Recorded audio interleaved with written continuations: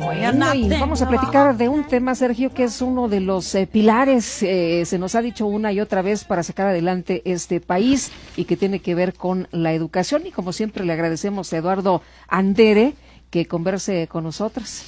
Eduardo Andere, ¿cómo estás? Buenos días. Buenos días, Sergio. Buenos días, Lupita. Hola, ¿qué tal? Eduardo Andere, vale la pena señalar, es uno de los principales expertos en educación de nuestro país, pero acaba de publicar un libro que va más allá de la simple educación. Se llama Democracia, Transparencia y Educación, en el que nos dices, para empezar, Eduardo, que todo es política.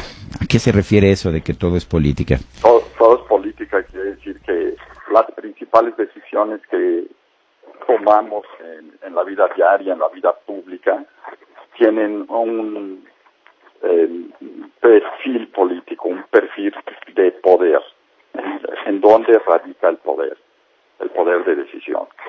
Entonces, en el mundo de la educación, digamos, los niños siguen a los políticos, los maestros siguen a los políticos, las tabletas siguen a los políticos, etcétera.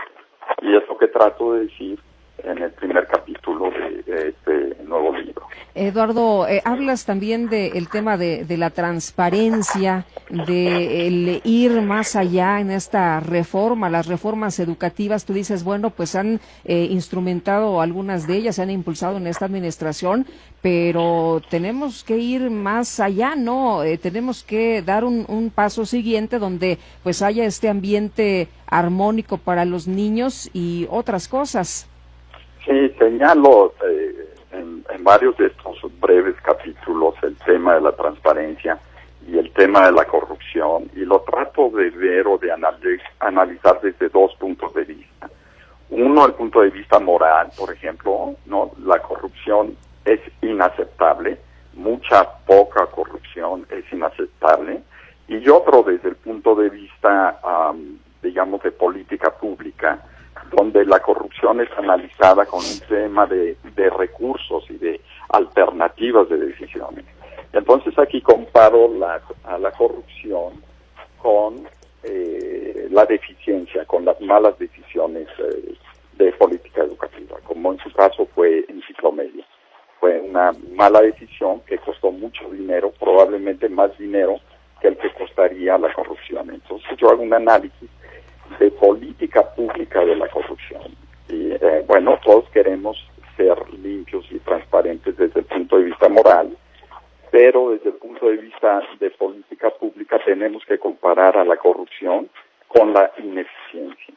Entonces, a veces yo doy el ejemplo de, por ejemplo, limpiar las playas, ¿no? Podemos limpiar la playa hasta la última basura, hasta el último granito de basura en la arena, pero el costo de una limpieza total es superior al beneficio de limpiarla, ¿no? Entonces, a veces nos cuesta tanto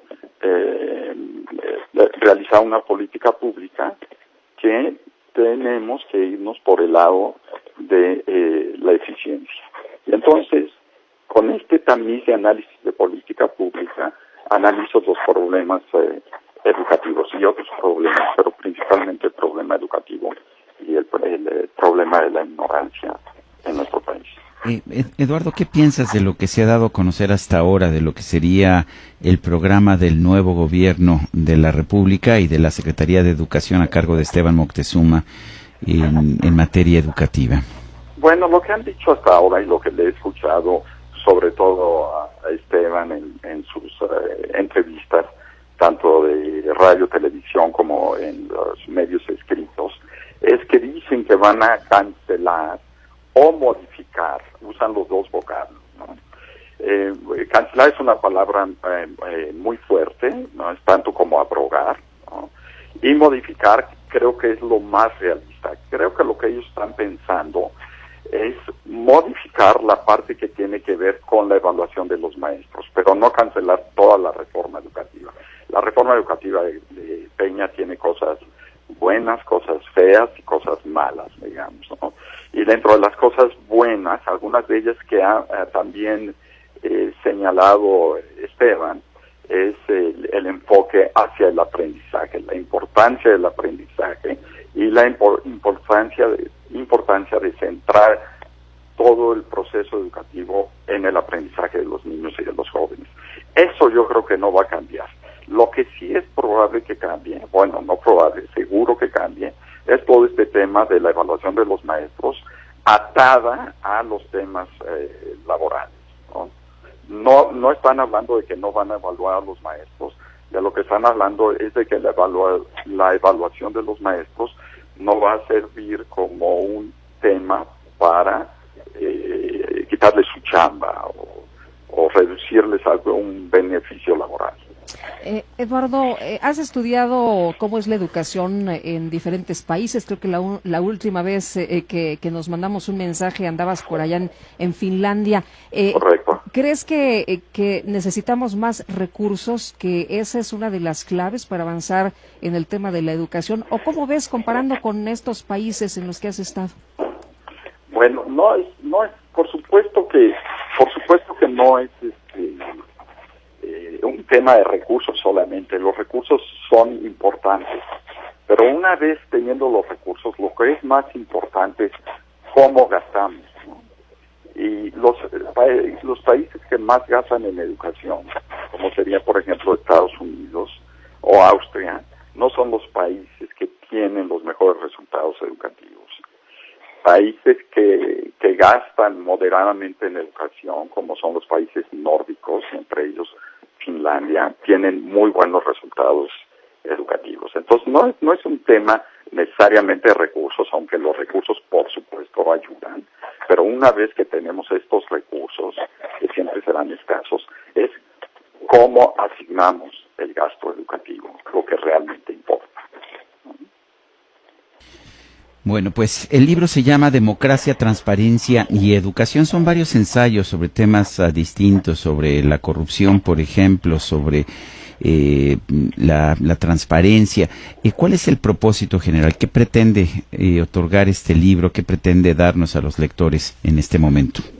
Es un libro escrito con un lenguaje muy sencillo, Sergio y Lupita. Es un libro que pretende llegar a toda la población para hacernos reflexionar sobre temas importantes de la vida diaria, ¿no? Como es la educación, como son las elecciones, como es la política, como es los cambios de gobierno, como es los líderes.